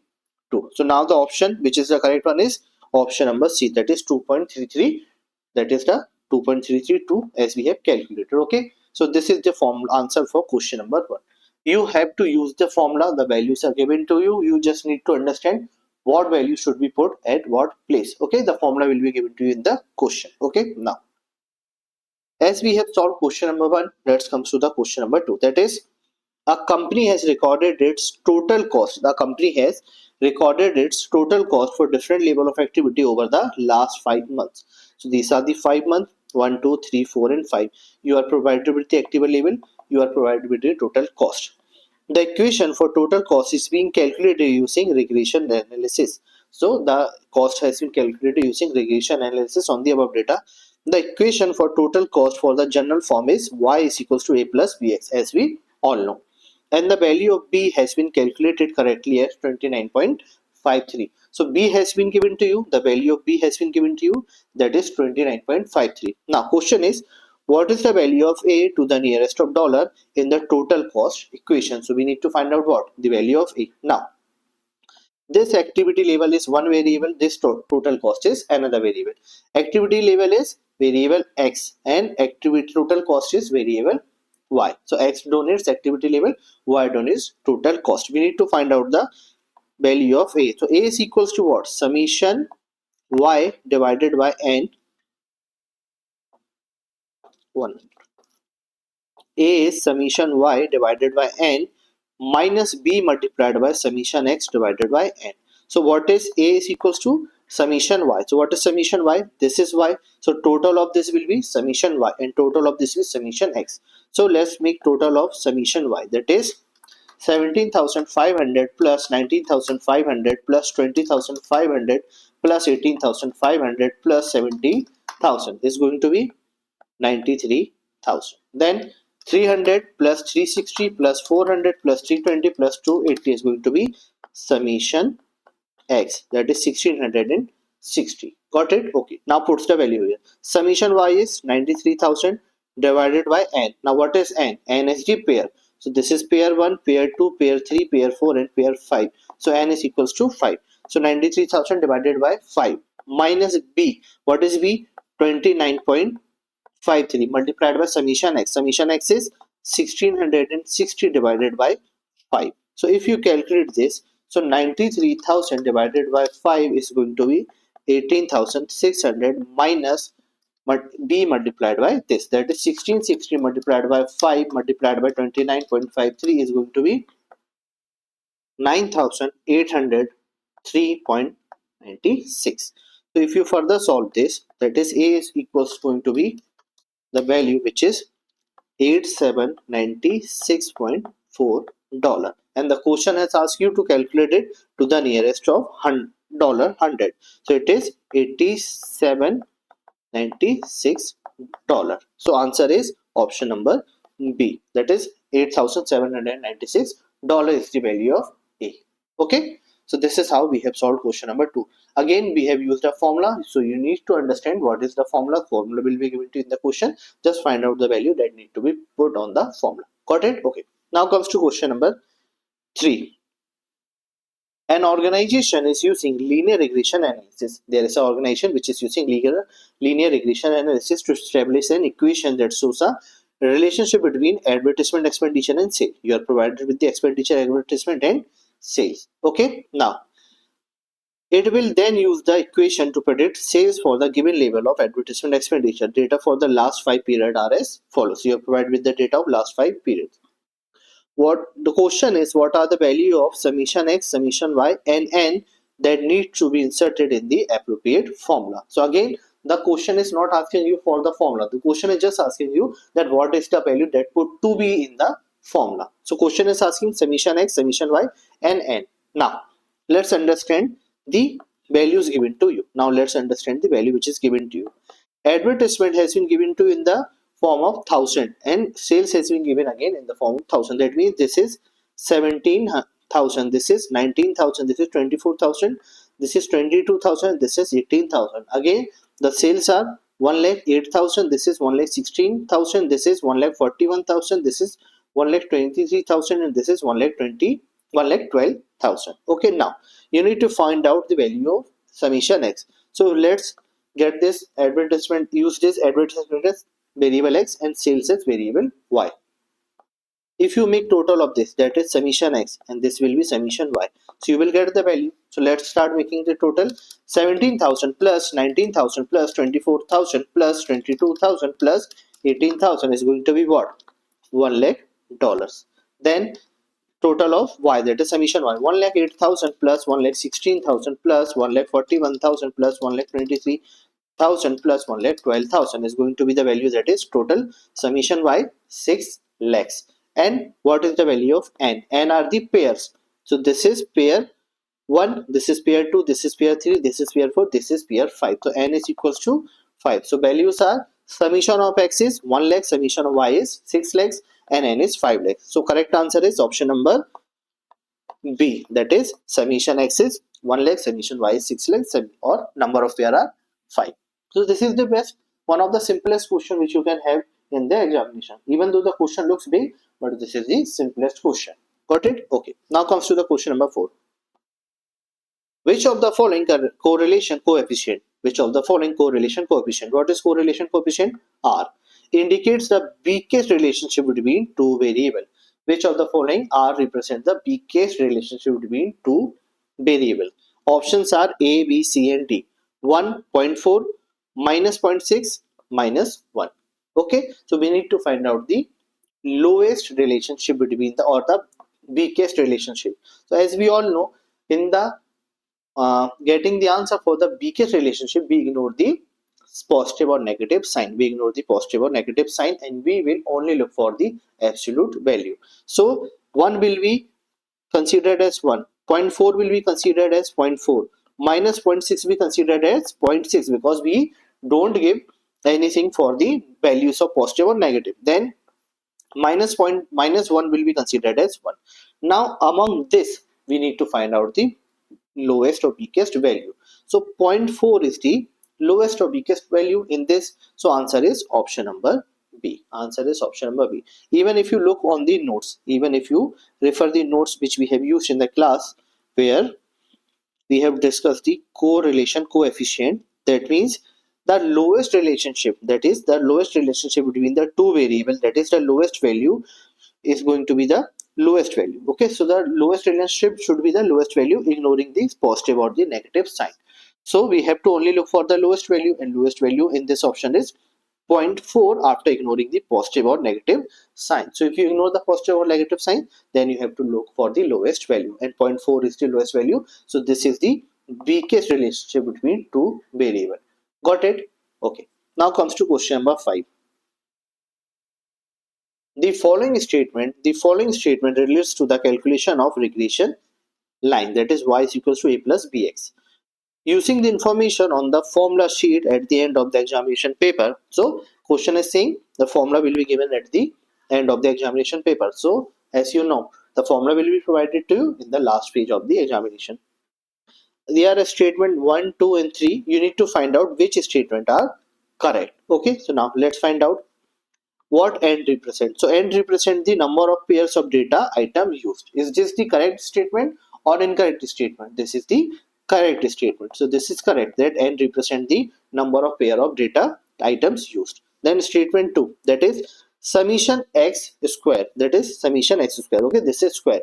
Summation x square is calculated by multiply summation x by summation x. Is this true? Yes, because we are talking about the summation x whole square. So this is calculated by multiplying summation x with summation x. So this is also correct. So this is also correct. Okay. Now third statement, summation xy is calculated by multiplying summation x and summation y.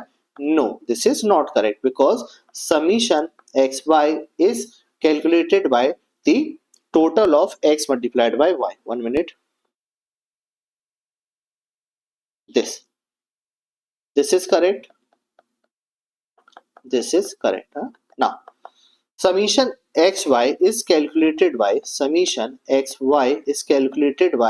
the total of x multiplied by y. It is calculated by the total of x multiplied by y, and not the total of summation x multiplied by summation y. So this is incorrect. So statement 3 is incorrect. Only statement 1 and 2 are the correct. Okay, so options are which statement are correct, we need to find out. So statement A is 1 and 2 only. Yes. Statement B, option B is 1 and 3. No. Option C is 2 and 3. No, because 3 is incorrect, and D is 1, 2, and 3. So no. So only option number A is the correct answer. Got it? Okay. Now comes to question number 6, that is the correlation coefficient R for measuring the connection between two variable x and y has been calculated as 0.6. How much of the variation is the dependent variable y is explained by the variation in the independent variable x. What it is saying, every time you get the word variation, that means variation is equals to coefficient of determination. Variation is means coefficient of determination, that is r square. So what is r here? R is 0.6. R is 0.6. So r square should be r square should be 0.6 to the whole square. So r square is going to be what? 0.6 multiplied by 0.6, that is 0.36. So this is the answer. Now options are A, B, C and D. 36%, 40%, 60% and 64%. If you convert it on the percentage sum, that is multiplied by 100, so you can get 36%. That means option number A is the correct option. Okay, so variation of R 0.6 is 0.36, that is 36%. Got it? Yes. Now comes to question number 7. Which of the following is not a feasible value for the correlation coefficient? What is correlation coefficient? That is R. Now we need to find out which is not a feasible value. Option A point minus 0.6, option B 0.6, option C 0, option D 1.2. As we all know, R can only be between minus 1 to the positive 1, and in between there is going to be 0. So can 0.6 it come between? Yes, 0.6 will be somewhat near this. So this is right. Then option B 0.6, that is positive 0.6, it will be somewhat near between 0 and positive 1. So this can be a feasible value. Then option C 0, yes, 0 is a feasible value, that is no correlation. Then option D, that is 1.2, that is beyond 1, that is beyond 1, 1.2. So this is not a feasible value because R cannot be 1.2. R can be only between minus 1 and plus 1. So this is the not feasible value. Hence this is the correct answer because question is asking for the not feasible value. So option number D is the correct answer. Understood? Because R can be only between minus 1 and positive 1. Now question number 8, that is which two of the following statements about the use of the linear regression analysis in cost estimation are true? We need to find out what are the two correct options. Option A, it provides more accurate estimate than high lower technique. Yes, this is correct because in the notes also we have highlighted this part that regression linear analysis will give you more value as compared to the high low method. Where it is? 1 minute. Yes, it provides more accurate estimate than the high lower technique. So this is true. Okay, then option B, it can only be used to estimate variable cost. Can you only use regression analysis to calculate variable cost? No, you can use it to calculate the total cost, which that is fixed cost and variable cost both. So this is false. Then option C, it assumes that cost behavior is linear. It assumes that cost behavior is linear. Does it assume that? Let's see in the notes. Yes, it assumes that the cost behavior is linear. So this is also important point. So this is correct statement. Option number C is correct statement. Then option D, it only takes into account two observation of cost and output. No, it does not have anything like this. It can only not take only two observations. So this is incorrect option. So option A and option C are the correct option for question number 8. Okay, now comes to question number 9. A company prices its product by using a markup of 80%. A company prices its product by using a markup of 80% on the variable production cost. Fixed production overhead is absorbed at the rate of 50% of the variable production cost, and product has a price of $15 per unit. So now what do we all have? We have the information that the company prices its product by using 80% of the markup on the variable cost. So if your variable cost is X, then the selling price of the company is X plus 80% of the markup value plus 80% of the markup value. Okay, so your selling price is X plus 80% because we have taken X as the variable cost. Now fixed production overhead is absorbed at the rate of 50% of the variable production overhead. So your fixed cost is 50% of X, that is 50% of variable cost. Now the product has a price of $15 per unit. So you have the selling price. You have the selling price of $15. You have the selling price of $15. Question is asking what is the product full production cost per unit. Question is asking what is the product's full production cost per unit. Full production cost means fixed cost plus variable cost. So we need to find out fixed cost and variable cost. As the selling price is $15, which is equals to x plus 18%, which is equals to x plus 18%. So x plus 18% is going to be 1.8x. It's going to be 1.8x. And if you solve this, then x is going to be 15 divided by 1.8. That is $8.33, which is variable cost. So variable cost is $8.33. And what is fixed cost? Fixed cost is 0.5x, that is 50% of the variable cost, 0.5x. And what is 0.5x? X is equals to $8.33. So 8.33 multiplied by 0.5 is going to be what?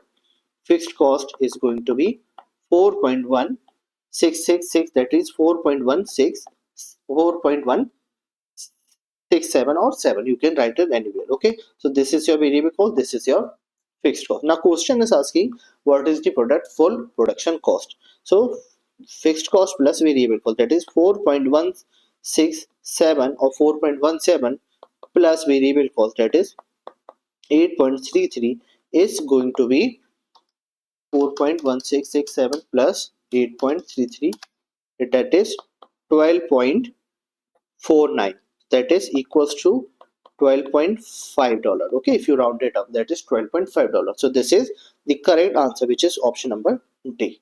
So 12.5 is the value of the total cost of the product. Got it? Okay, this is solution for question number 9. I hope you are able to understand this. Now comes to question number 10.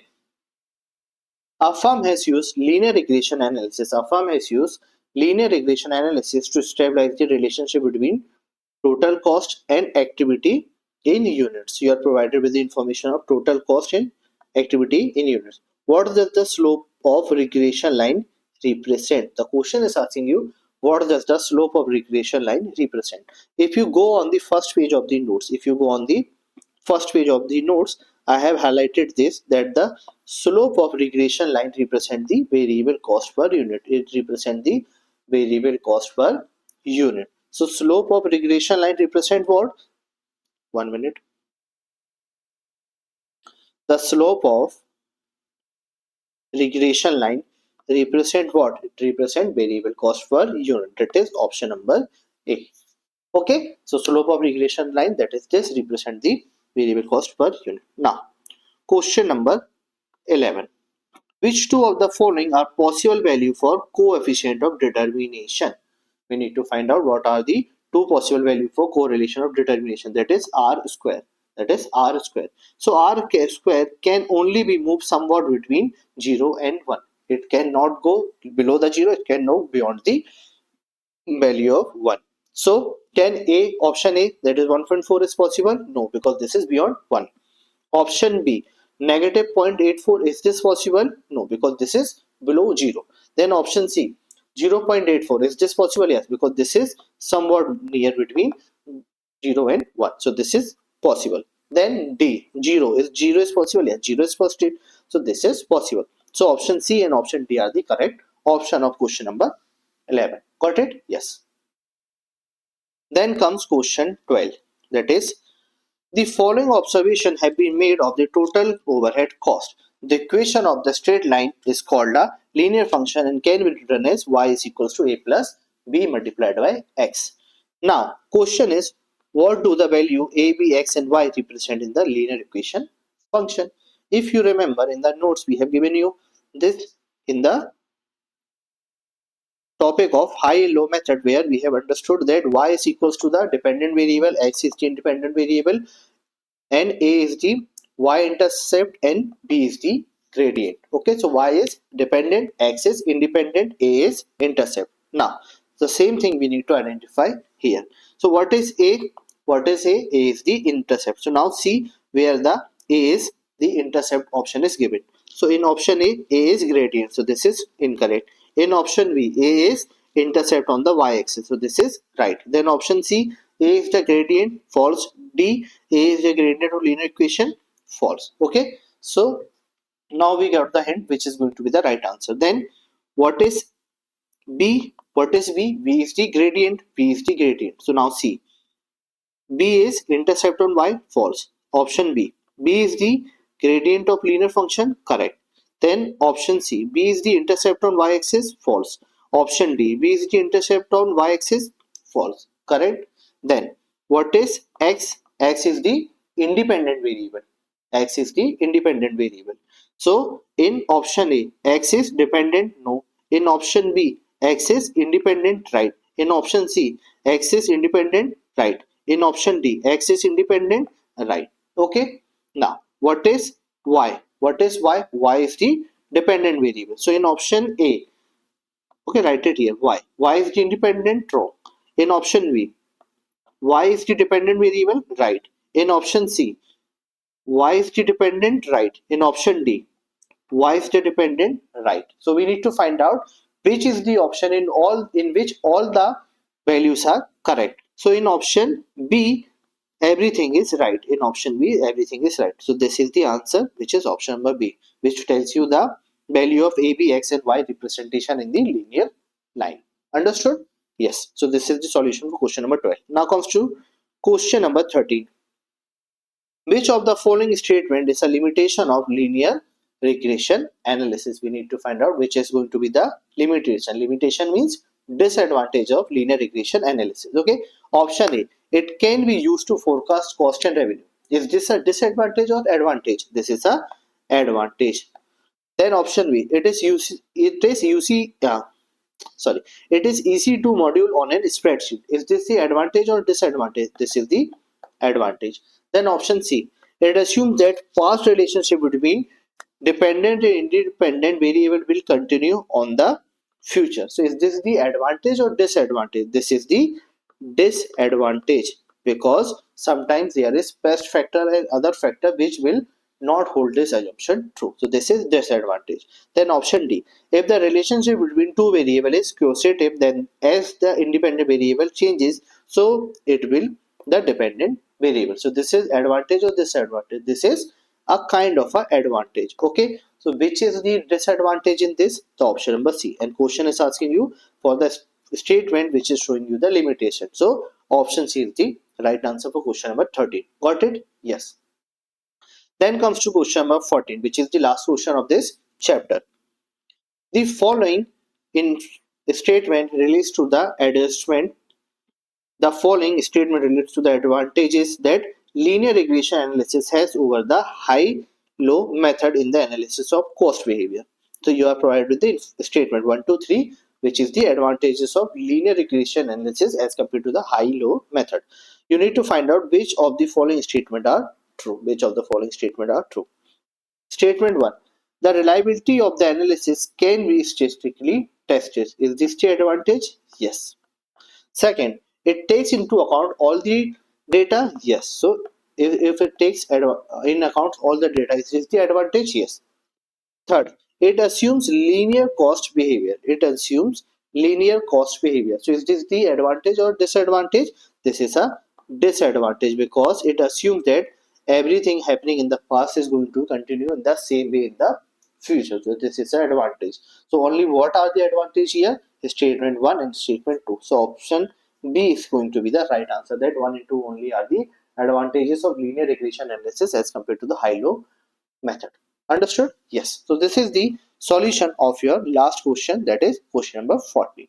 And hence we have solved all the question of this chapter. So what we have solved and completed in this chapter till now? So we have completed all the concept with 100% conceptual clarity along with example. Then we have completed all the question given in your ACCA study hub.